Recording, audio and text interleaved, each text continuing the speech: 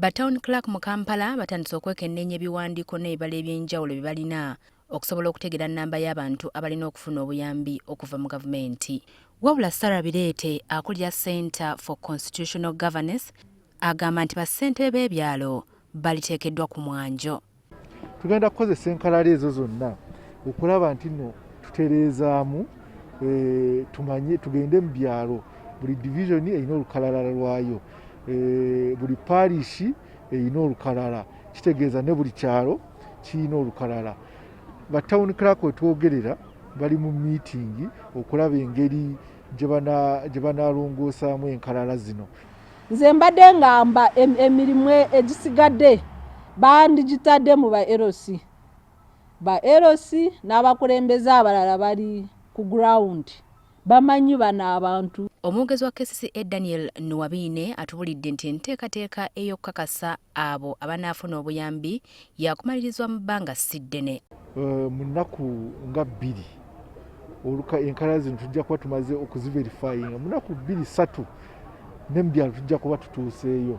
Nga 6 ogw'omusanvu nga wala abantu banaaba tebafiiridde mu mayumba, abantu olwaleero tebalina kyakulya balaajana bali mu mayumba. Gavumenti eve mu kwonoona ebiseera, abantu bali mu bwetaavu bw'amaanyi.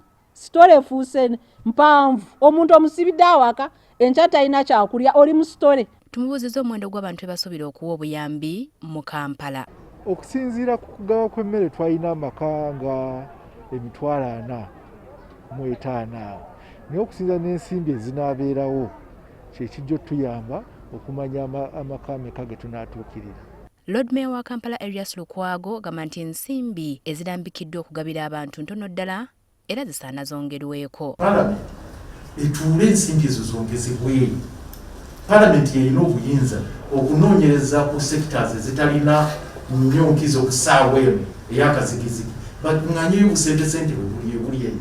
Ezo sente zino ntono nnyo okuva ku cost of living, ntono nnyo.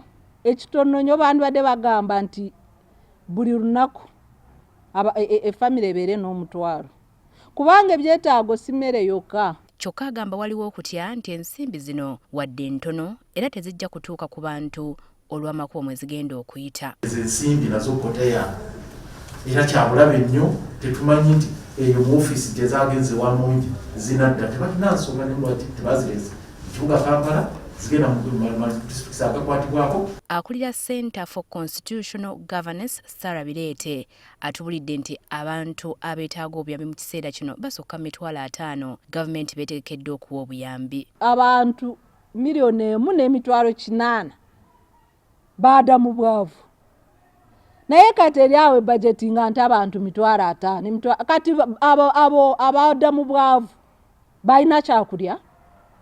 Ate bano nga data ya UBOS ekitongole kya gavumenti, lwaki tebatambulira ku figures ne statistics ze balina nga gavumenti ne balaba abantu abalina obwetaavu? Bonna bakkaanyiza kimu nti gavumenti ekwatagane n'abantu abakwatibwako obutereevu okusobola okutuukiriza enteekateeka eno. Sandra Nakiwala, NTV, Akawungeezi.